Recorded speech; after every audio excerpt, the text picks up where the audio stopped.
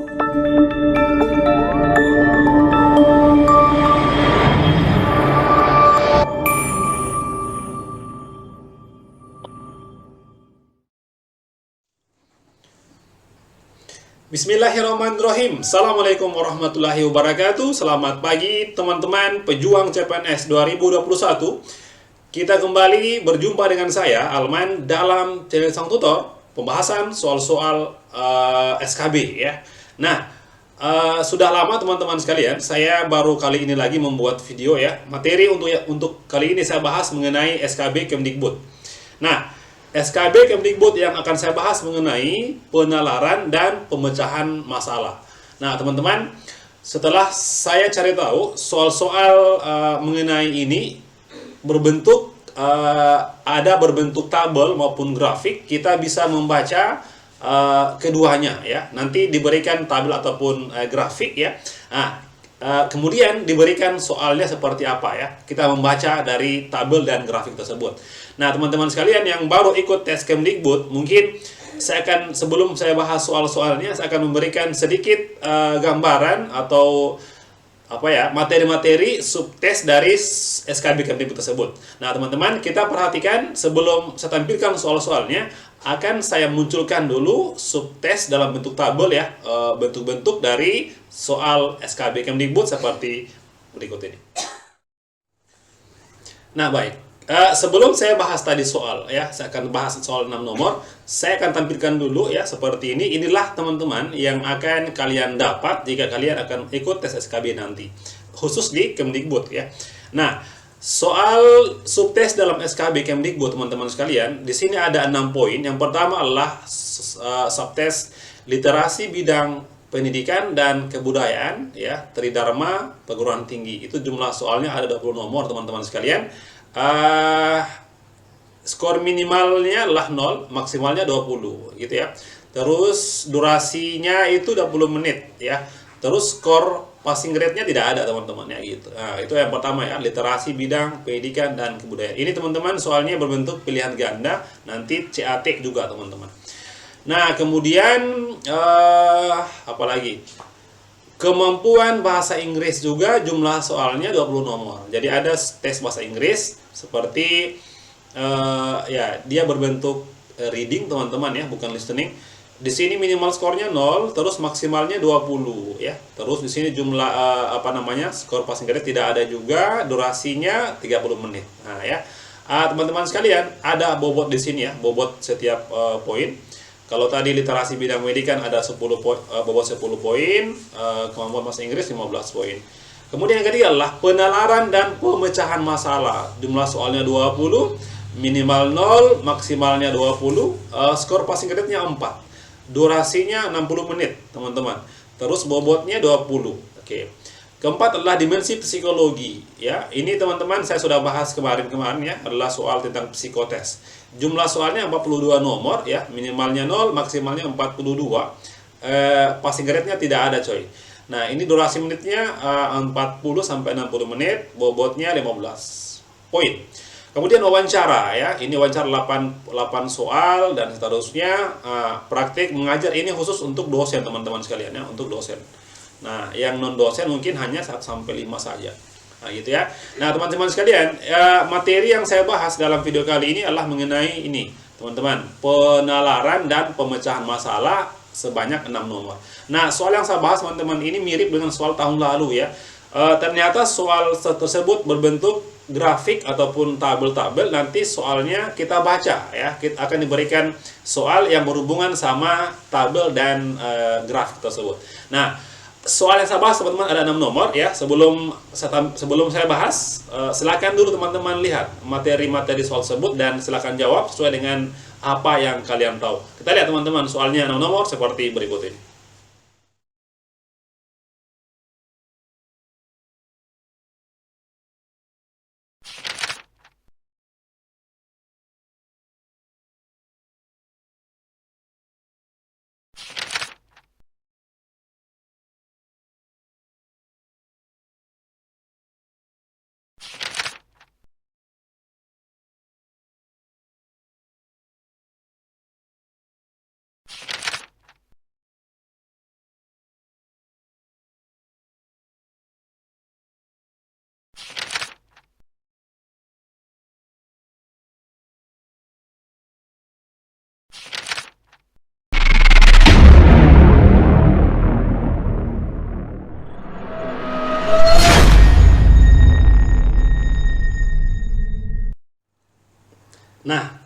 mulai dari soal nomor 1. Jadi inilah teman-teman bentuk soal dari SKB Kemdikbud tentang penalaran dan pemecahan masalah. Gampang sekali teman-teman.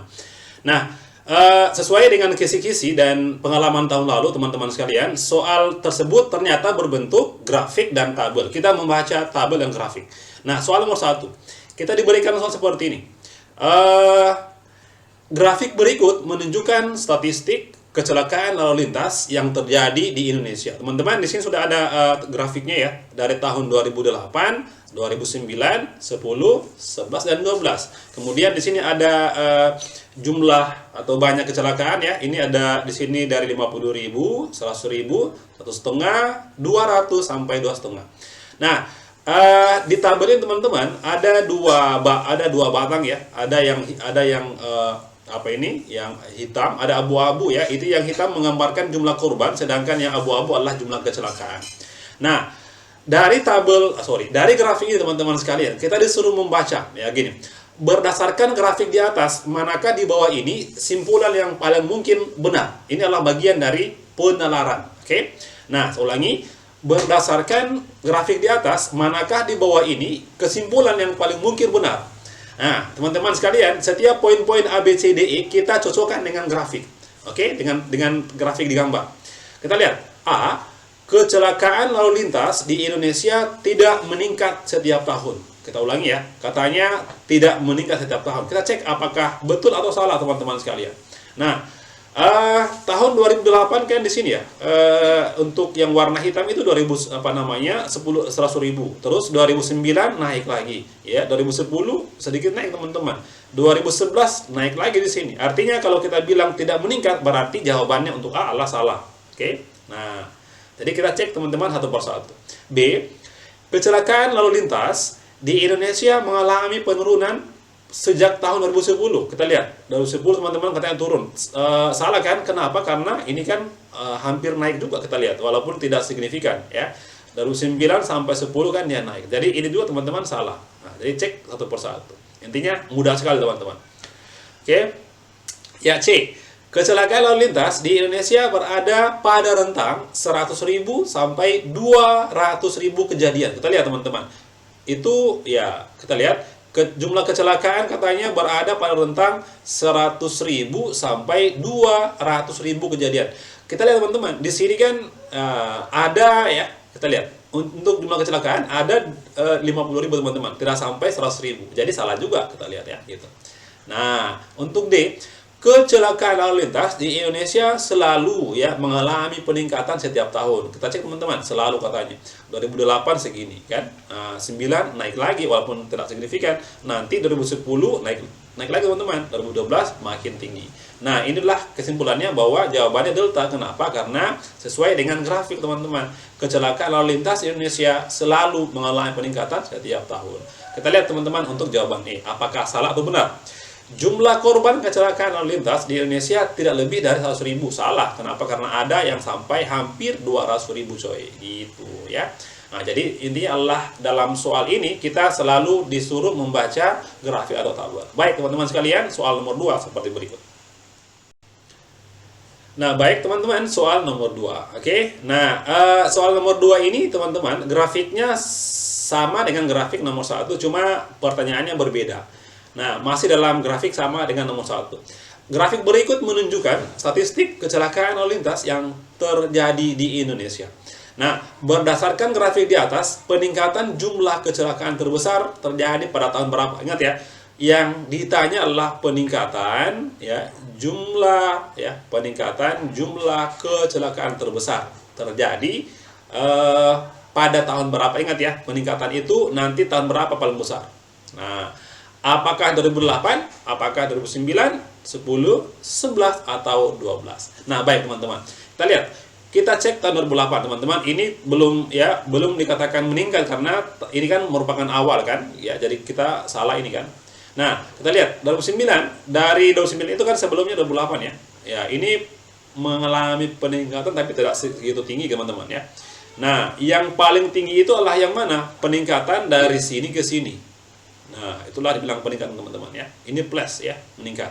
Nah, artinya adalah kita bisa simpulkan bahwa peningkatan paling tinggi sesuai dengan gambar di atas adalah terjadi pada tahun 2011. Kenapa? Karena tahun 2010 ya hampir 100.000. Nah, pas tahun 2011 itu meningkat hampir 100 ya, mendekati ya 200.000 teman-teman. Jadi kita simpulkan bahwa peningkatan paling terbesar adalah terjadi pada tahun 2011. Gitu coy. Oke. Nah, B, C, E salah.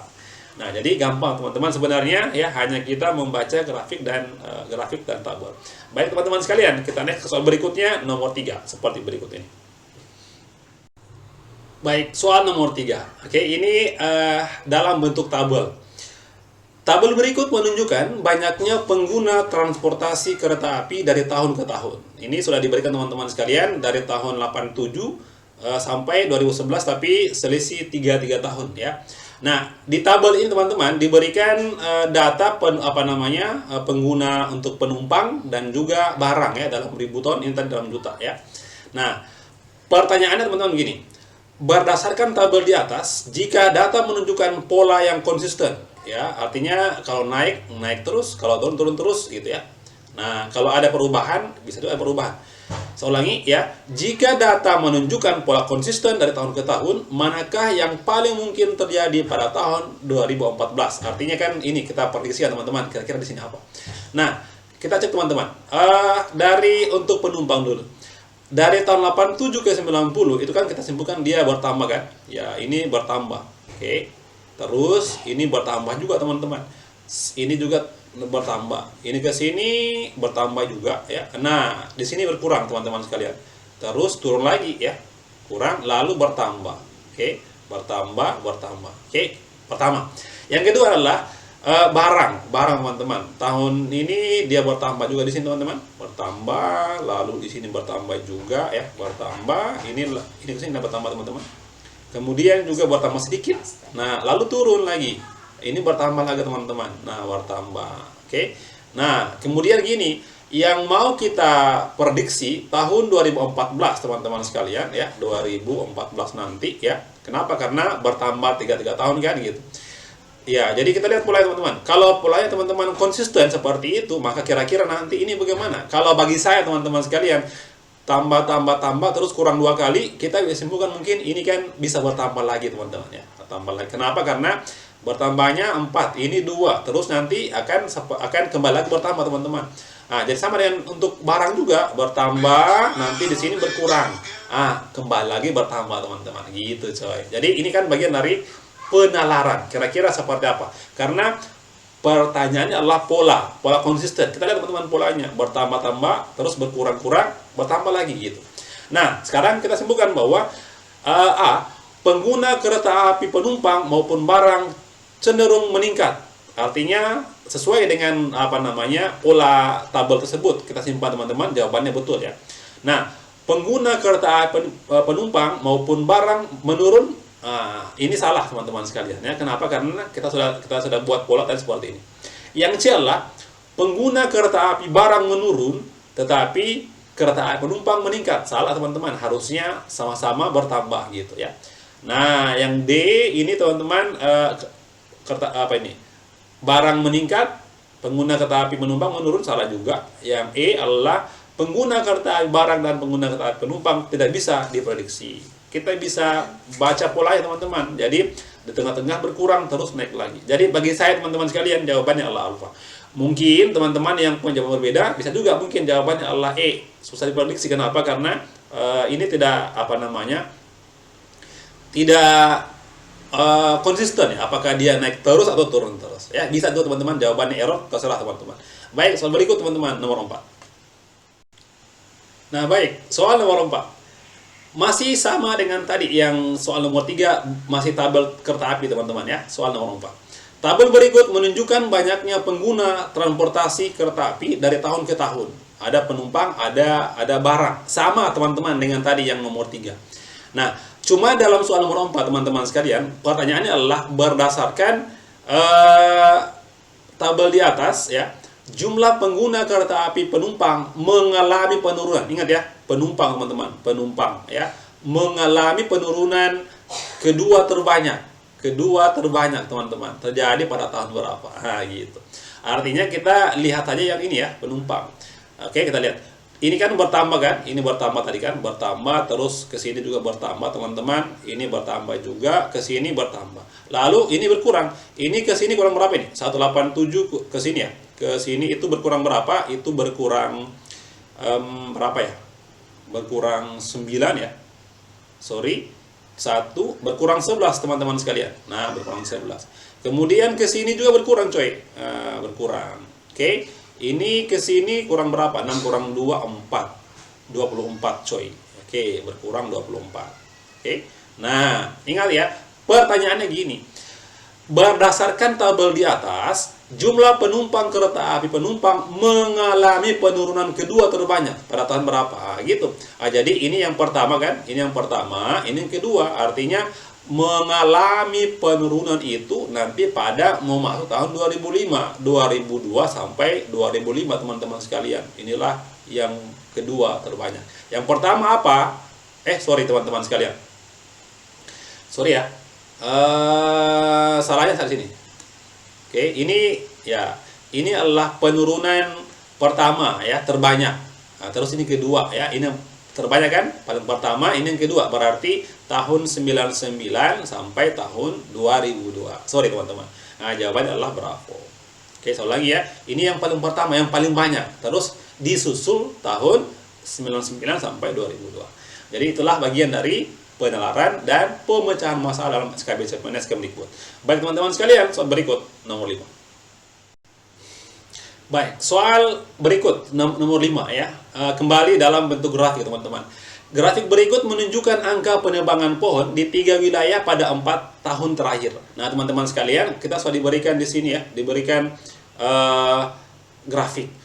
Oke, ada tiga wilayah dalam 4 tahun terakhir. Tahun pertama 2014, 15, 16 sampai 17. Kemudian ada 3 wilayah. 3 wilayah teman-teman. Wilayah A, B, C. A itu warna biru, B warna orange, C warna abu-abu. Oke. Nah, kita disuruh membahas teman-teman. Berdasarkan grafik di atas, manakah kesimpulan di bawah ini yang benar mengenai penebangan pohon? A. Rata-rata penebangan pohon tahun 2014 lebih tinggi dari 2015. Artinya adalah kita harus jumlahkan teman-teman, gitu ya. Kita lihat. Untuk 2014 kita jumlahkan ya, 1400 tambah ini berarti 0 di sini kan. Oke. Terus 8 di sini. Nah, cuma lagi teman-teman ya. 9 tambah 2 itu 11. 11 tambah 4 15. 5 simpan 1. Berarti 3. 3580 untuk tahun 2014. Kemudian 15 teman-teman, 0 di sini. Kemudian 0 tambah 3 tambah 4 7 ya. Oke, 4 tambah 2 6 tambah 3 9, terus 3. Kemudian 16 teman-teman sekalian. Di sini sudah ada 0 lagi ya. 0 di sini. Terus 0 tambah 2 tambah 7 9. Terus 9 tambah 2 11 tambah 6 17. Maaf ya kalau gambarnya agak kecil. Terus saya ulangi ya. 0 terus 0 tambah 2 7 9. 9 tambah 2 11 tambah 6 17. 4 7 90. Terakhir ini 0 terakhir di sini. 5 tambah 1 6. 6 tambah 5 6 tambah 8 ya. 14 simpan 1. 1 tambah 9. 1 tambah 9 10 tambah 2 12. 4240. Nah, kita lihat teman-teman. Rata-rata penebangan pohon tahun 2014 lebih tinggi daripada 15. Kita lihat 14 15 salah kan? Yang tinggi adalah bahkan 15. Ini salah teman-teman sekalian. Jadi gitu caranya. Rata-rata penebangan pohon 2016 lebih tinggi daripada 17. Kita lihat 16 17 4 7 4 9 4 7 90. Ini 4 dan 40 ya. Berarti betul teman-teman. Ini jawabannya. Oke. Rata-rata penebangan pohon 15 lebih tinggi daripada 17. 15 kan cuma segini kan. Nah, salah juga. Nah, untuk yang D teman-teman, rata-rata penebangan pohon di wilayah A lebih tinggi daripada wilayah C. Berarti teman-teman tambahkan, nanti tambah lagi nih, A ini ya berapa A-nya semua, dan C berapa, B berapa. Tapi kan sudah ada jawaban teman-teman, B jawabannya. Nah itu ya yang perlu kita harus ketahui, jumlahkan setiap tahunnya. Baik teman-teman sekalian, kita next soal terakhir nomor 6. Nah baik, akhirnya kita sampai pada soal nomor terakhir, nomor 6 teman-teman ya. Oke, masih dalam sama teman-teman dengan tadi yang nomor 5 grafiknya. Masih dalam grafik angka penebangan pohon di 3 wilayah pada 4 tahun terakhir. Nah, berdasarkan grafik di atas, apa yang paling mungkin terjadi pada tahun 2018? Ini sama dengan kita memprediksikan nanti teman-teman tahun depan bagaimana. Oke. Nah, kita coba cek ya. A, selisih angka penebangan pohon antara daerah A dan B semakin besar. Artinya adalah kita akan lihat ya setiap wilayah ini bagaimana peningkatan atau penurunannya teman-teman. Kita lihat. Nah, untuk di A teman-teman ini 1400 terus menurun ya. Ini teman-teman menurun, lalu ke sini bertambah lagi teman-teman ya, bertambah. Kemudian di sini teman-teman menurun drastis ya menjadi 1080. Nah, untuk yang wilayah B teman-teman 1230 ini bertambah kan? Bertambah di sini, terus 1220 ya menurun teman-teman. Lalu di sini menurun lagi teman-teman. Nah, gitu ya. Oke, untuk yang daerah C teman-teman, ini yang konsisten dia naik terus. 980 menjadi 1400 teman-teman, bertambah ya, bertambah. Ke sini juga bertambah teman-teman. Nah, ini bertambah juga. Nah, gitu. Nah, artinya kalau kita prediksi teman-teman gini. Saya lebih fokus pada hubungan antara B sama C ya. Bahwasanya untuk B itu kan tambah kurang-kurang, dia akan semakin berkurang teman-teman. Ini pasti akan berkurang terus ini. Ini untuk yang C akan terus bertambah ya. Oke. Nah, kalau ini bertambah ya untuk C, yang B juga yang B juga akan berkurang, artinya adalah selisih antara keduanya akan semakin besar. Nah, jadi kesimpulan untuk saya teman-teman sekalian, bahwa selisih antara B dan C itu pasti akan semakin besar di tahun 2018. Kita lihat, selisih angka penebangan pohon A, B semakin besar, kita lihat, ini tidak bisa diprediksi teman-teman, tidak bisa diprediksikan. Selisih angka penebangan pohon antara A dan B semakin kecil juga, ya susah diprediksi karena kenapa? Karena dia tidak ada polanya. Nah, jadi yang melibatkan antara B sama C teman-teman, kita lihat B dan C ini. Selisih angka penebangan pohon antara B dan C semakin kecil, saya pikir bukan, harusnya besar teman-teman. Oke. Nah, yang pas itu adalah ini, selisih angka penebangan pohon antara B dan C semakin besar. Kenapa? Karena di satu sisi untuk B berkurang, sisi lain di C semakin besar teman-teman. Yang membuat selisihnya antara kedua wilayah akan semakin besar teman-teman. Nah, gitu. Nah, sekian teman-teman, cukup sekian dulu untuk soal-soal tentang SKB Kemdikbud, penalaran dan pemecah masalah. Nah, terima kasih teman-teman sekalian sudah menonton video saya. Semangat belajar. Mudah-mudahan tahun ini kita sudah bisa mendapatkan NIP. Insya Allah, amin ya. Assalamualaikum warahmatullahi wabarakatuh dan semangat belajar.